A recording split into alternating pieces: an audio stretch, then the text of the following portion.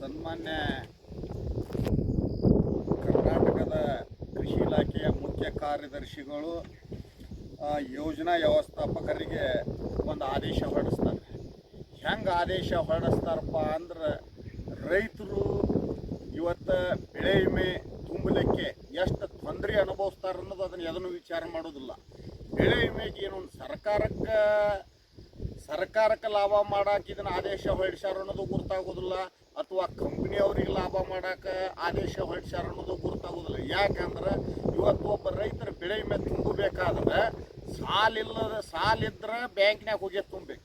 ಬ್ಯಾಂಕ್ನಾಗ ಹೋಗಿ ಸಾಲ ಯಾಕೆ ತುಂಬಬೇಕಂದ್ರೆ, ಅಲ್ಲಿ ಸಾಲಿದ್ರೆ ಅಲ್ಲೇ ಹೋಗಿ ಬೆಳೆ ವಿಮೆ ತುಂಬಬೇಕಂದ್ರೆ ಅಲ್ಲೇ ಏನಿರ್ತೈತಿ, ಹತ್ತಿ, ಮೆಣಸಿನ ಗಿಡ, ಉಳ್ಳಿ ಇದ್ರ ಮ್ಯಾಗ ಅಷ್ಟೇ ಸಾಲ ಕೊಟ್ಟಿರ್ತಾರೆ ಬ್ಯಾಂಕ್ನವ್ರು. ಇವತ್ತು ಇತರ ಈಗ ನಾವು ಹೆಸರು ತುಂಬಬೇಕಾದ್ರೆ ಬೆಳೆಸೆಲ್ಲ ಸಾಲ ತೊಗೋಬೇಕಾದ್ರೆ ಹೆಸರು ತುಂಬಿ ನಾವು ಇವತ್ತು ನಾವು ಫಾರ್ಮಲ್ಲಿ ಹೆಸರು ತುಂಬಿದಾಗ ನಾವು ಬೆಳೆ ಸಾಲ ಪಡಿಬೇಕಾದ್ರೆ ನಮಗೊಂದು ಎಕರೆಗೆ 25,000 ಮಾತ್ರ ಕೊಡ್ತಾರೆ. ಅದನ್ನು ನಾವು ಉಳ್ಳಿ, ಹತ್ತಿ ಮತ್ತು ಮೆಣಸಿನ ಗಿಡ ಅದನ್ನು ನಾವೇನು ಕೃಷಿ ಸಾಲಕ್ಕೆ ಈ 3 ಬೆಳೆ ಮೆಡಿಸಿನ್ ಮಾಡಿದ್ರೆ ಎಕರೆಗೆ 1 ಲಕ್ಷ ಕೊಡ್ತಾರೆ.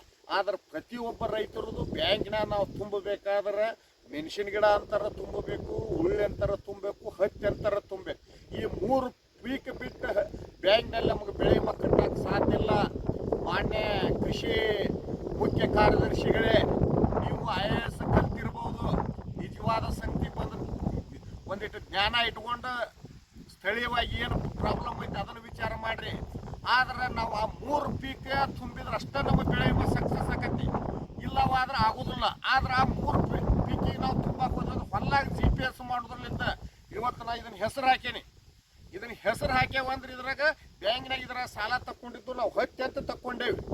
ಮತ್ತು ಈಗ ನಾವು ಭೂಮಿ ಒಳಗೆ ನಮ್ದಾದ ಪ್ರಾಬ್ಲಮ್. ಇವತ್ತು ನಿಮ್ಮ ಸನ್ಮಾನ್ಯ DK ಶಿವಕುಮಾರ್ ಅವ್ರು ಹೇಳ್ತಾರೆ, ಮುಖ್ಯಮಂತ್ರಿಗಳ, ನೀವು ಮಳೆ ಭಾಳ ಆಗೋದಿಲ್ಲ, ನೀವು ಅತಿ ಮಳೆ ಆಸರೆ ಹಂತ ನೀರಾವರಿ ಬೆಳಿಬ್ಯಾಡ್ರಿ ಅಂತ ಹೇಳ್ತಾರೆ. ಯಾಕೆ ಡ್ಯಾಮಿಗೂ ನೀರು ಇರುವುದಿಲ್ಲ, ಇವತ್ತಿಗೆ ಮಳೆನೂ ಸರಿಯಾಗಿ. ಮತ್ತು ನಾವು ಇವತ್ತು ಸಾಲ ತಕ್ಕೊಂಡಿರೋದು ಹತ್ತಿ ಅಂತ ತಕ್ಕೊಂಡೇವಿ, ಉಳ್ಳಿ ಅಂತ ತಕ್ಕೊಂಡೇವೆ, ಮೆಣಸಿನ ಗಿಡ ಅಂತ ತಕ್ಕೊಂಡೇವೆ. ಆದ್ರೆ ನಾವು ಬೆಳೆ ಮತ್ತು ಇದನ್ನು ಬೆಳೆದ್ರೂ ನಮ್ಗೆ ಉಪಯೋಗ ಇಲ್ಲ.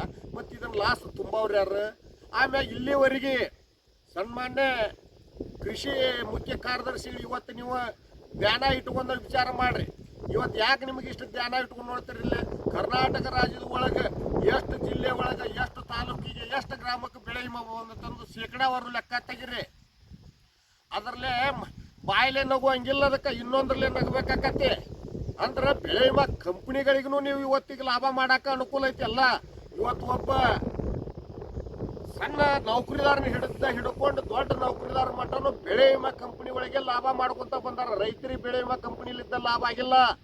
ಇವತ್ತು ರೈತರ ಹೆಸರಿನ ಮ್ಯಾಗ ಕೇಂದ್ರ ಸರ್ಕಾರ ಒಂದು ಇದನ್ನ ಕಟ್ತತಿ, ರಾಜ್ಯ ಸರ್ಕಾರ ಒಂಥರ ಇದನ್ನ ಕಟ್ತತಿ, ಆಮೇಲೆ ರೈತರು ಕಟ್ತಾರ. ಇಷ್ಟೆಲ್ಲ ಆದರೂ ಕೂಡ ಇವತ್ತು ಸರ್ಕಾರ ದುಡ್ಡು ಹಾಳ, ರಾಜ್ಯ ಸರ್ಕಾರ ದುಡ್ಡು ಹಾಳಾಕತಿ, ಕೇಂದ್ರ ಸರ್ಕಾರ ದುಡ್ಡು ಹಾಳಾಕತಿ, ಮತ್ತು ರೈತರ ದುಡ್ಡು ಹಾಳಾಕತಿ. ನೀವು ಇವತ್ತು ಪ್ರತಿ ಒಂದು ಜಿಲ್ಲಾದೊಳಗೆ ನೋಡ್ರಿ, ಎಷ್ಟು ತಾಲೂಕಿಗೆ ಬೆಳೆ ವಿಮಾ ಬಂದೈತಿ, ಎಷ್ಟು ಗ್ರಾಮದೊಳಗೆ ಬೆಳೆ ವಿಮಾ ಬಂದೈತಿ. ಅದನ್ನು ಶೇಕಡಾವಾರು ತೆಗೆದು ಇಂಥವು ಅವೈಜ್ಞಾನಿಕ ಆದೇಶ ಹೊರಡಿಸೋದ್ರಿಂದ ಇವತ್ತು ರೈತರಿಗೆ ನೀವೇನಾರು ಒಳ್ಳೇದಾಕತ್ತ ತಿಳ್ಕೊಂಡಿದ್ದ ನಿಮ್ಮ ಹುಚ್ಚುತನ, ಇದರಲ್ಲಿದ್ದ ರೈತರಿಗೆ ಅನಾನುಕೂಲ ಆಗೋದು ಹೆಚ್ಚೈತಿ. ಇದನ್ನು ಪುನಃ ಪರಿಶೀಲನೆ ಮಾಡಿ ಇವತ್ತು ಇದನ್ನ ಆದೇಶ ಹಿಂದೆ ತಕ್ಕೊಂಡು ಭಾಳ ಏನಾರ ಬೆಳೆ ವಿಮಾ ನೀವು ಕಟ್ಟೋದಾದ್ರೆ ರೈತರು ಯಾವ್ದು ಹೊಲ್ಲಾಗಿ ಬೆಳೆದಿರ್ತಾರ ಆ ಬೆಳೆಗೆ ಅಷ್ಟೇ ಬೆಳೆ ವಿಮಾ ಕಟ್ಟಿಸ್ಕೋರಿ ಅಂತೇಳಿ ಆದೇಶ ಮಾಡಿರಿ. ನೀವೆಲ್ಲಾರ ವೈಜ್ಞಾನಿಕವಾಗಿ ಬೆಳೆ ವಿಮಾ ಕಟ್ಟಿಸ್ಕೊಂಡು ಆಮೇಲೆ ರೈತರಿಗೆ ಮೋಸ ಮಾಡಿ, ಇತ್ಲ ಸರ್ಕಾರಕ್ಕೆ ಮೋಸ ಮಾಡಿ ಜನರ ತೆರಿಗೆ ದುಡ್ಡು ನೀವು ಪಗಾರ ಐತಿ, ನಾವು ಪ್ರಕೃತಿ ನಂಬಿ ಬಾಳೆ ಮಾಡ್ತೇವೆ ಅಂಥದನ್ನು ವಿಚಾರ ಮಾಡಿ ಇದರ ವೈಜ್ಞಾನಿಕ ಆದೇಶವನ್ನು ರದ್ದುಪಡಿಸಿ ಪುನಃ ಪರಿಶೀಲನೆ ಮಾಡಿ ಹೊಲಾಗಿ ಏನು ಬೆಳೆ ಇರ್ತೈತಲ್ಲ ಅಂಥದನ್ನು ಬೆಳೆ ವಿಮೆ ತುಂಬಾಕ ರೈತರಿಗೆ ಅನುಕೂಲ ಮಾಡಿ ಕೊಡ್ಬೇಕಂತೇಳಿ ತಮ್ಮಲ್ಲಿ ವಿನಂತಿ ಪೂರ್ವಕವಾಗಿ ಕಳಕಳಿಲಿದ್ದ ಕೇಳ್ಕೊತೇನೆ. ರಘುನಾಥ್ ನಡುವಿನ ಮಣಿ, ಕಳಸಾ ಬಂಡೂರಿ ಹೋರಾಟಗಾರ.